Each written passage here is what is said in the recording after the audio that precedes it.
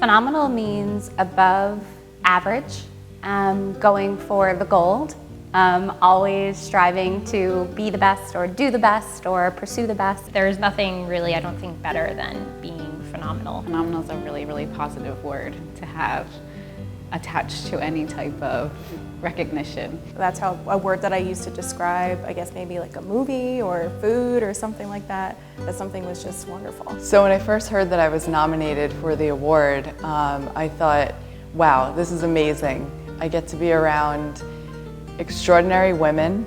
I get to network and connect, and hopefully, I can provide or share a little bit of what I've learned throughout my journey with others. When I first heard Phenom Award, the first term that actually came to my mind was phenomenon and not phenomenal. I was honored. I was definitely surprised. It was definitely an honor to be nominated for this, and I'm excited. I was super surprised. It was a surprise to me, and I was honored that someone would think of me in that way. Well, I was very flattered. I've seen a lot of the women that have been honored in the past, and they're amazing women who've done a lot in the community. I guess it took a minute to kind of connect the dots, like, wait, she wanted to nominate me? And I won? Wait a minute. Honestly, I cried. We didn't expect it at all. So I didn't know I was nominated. He did not tell me. So all of a sudden, I'm working at home and he pops his head and he's like, you won. Like, I won what? Like, what are you talking about? He's like, I nominated you, and told me the whole story, and then he showed me the nomination and I just started crying. As long as I've been a leader for the Girl Scouts, I've known about this award, and I've never even considered being nominated or winning. I mean, I was floored. Nothing is more powerful than women working together and collaborating on different things, and to be recognized for that and to help instill these different values in girls couldn't be aligned anymore with my own personal beliefs. When I first became a Girl Scout leader, the girls were in kindergarten. And when I read what the mission was for being a Girl Scout and seeing those 3 traits, character really stood out to me, because I think that in this kind of world that we live in, girls are encouraged to be themselves. And I don't think that there's anything really greater than being yourself, and I think that sometimes you can get sidetracked by other people, influences, so I always encourage the girls to be themselves. Courage, confidence, and character, I think, are important qualities for anyone to have, just kind of going through life, right? Those are qualities that will help you be successful. And so I think cultivating those qualities in young girls, from a young age, it's only going to serve them. It's very interesting to be aligned with those 3 core values, because learning them at a very, very young age will help these girls go and reach different milestones in their life. Courage, confidence, and character, it builds self-esteem, which is something in girls today that young girls and women struggle with. I think you need courage to stand up to injustice and to be a leader. You need character to know right from wrong, and confidence, I think, again, to be able to lead. I think it's important for young women to have those characteristics and for them to carry through into their adult life. I think it's great for people to feel confident in their own skin, but then make that be that they are able to stand up for what they believe in. Say if you're doing a group activity and there's maybe somebody who's struggling with it and you see somebody stand up and help that person, I think it takes courage and confidence to do something like that. Confidence is the ability to take on life's challenges, to not be afraid to take a jump and fail, and learning that at a young age will only help you later in life. I don't think it's so much a mission of building as maintaining. I think that when we're young, we're 5, 6 years old, we have all the self-confidence in the world. We have all the courage to do whatever we want to do. As we get older, we start to question our self-confidence, question our courage level.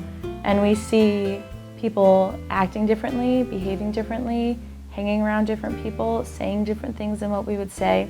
So we begin to question ourselves. So I think that by surrounding yourself with a troop full of girls whose focus is to maintain that confidence and that courage, That's how you build that character of keeping that throughout your life. So it's really important, especially as their leader and a role model in their lives, showing them what it means to have character and build that character with them. Life is one big journey, and I think without those 3 qualities, you won't have it in you to take those chances and to grow. Everyone can play a role in supporting young women pursue the mission of courage and confidence and character by establishing a world where women can be heard. I still surround myself with women who have self-confidence and courage, and it helps me to maintain my character now.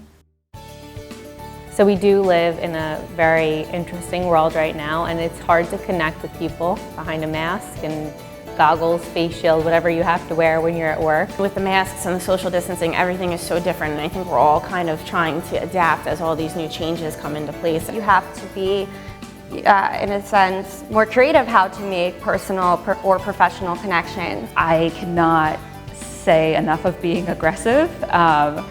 I think it's scary at first, and it may even be very uncomfortable for some people, but what's the worst thing that could happen? Find ways to still be yourself, find ways to stand out. It takes a little bit of searching now. You have to kind of put the effort in. Although we can't meet face-to-face, we can't take someone for a cup of coffee per se, try to keep it as personal as possible. Being there and showing up and kind of being open to conversations with people is important and can allow you to network and create those relationships. Look at the ones who just have this natural intelligence about them and make you want to learn from them. And then walk up and say hi. Say hi, introduce yourself, get to know them. Ask for their email, say I'd like to connect with you briefly, and tell them, say I'm super passionate about this and I will take any opportunity that you give me. If you're on a phone call, remember a little tidbit, maybe about their power going out due to a storm, or they're teaching their child, from home. But it's important to really get to know the person, learn about their family, find similarities between the 2 of you, whether it's a hobby.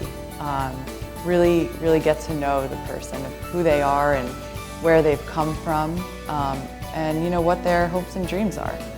Take notes. You're already having that connection set up for some reason, so take some notes. When they mention their kids' names, when they mention their hobbies, when they mention what they're doing for the weekend, write it down. The next time that you have that Zoom call with them, bring it up. People love to talk about themselves. It's true. So ask questions, learn. People are interested in you as much as you're interested in them. And we're all here to get to know each other. I think when we're all starting out, we're really eager to please. We're eager to reach the next level of success. We want to do well. If you don't ask, the answer is always no. I've learned that the hard way. So you just keep asking questions, and you never know, what could happen. I wish somebody had told me this 15 years ago.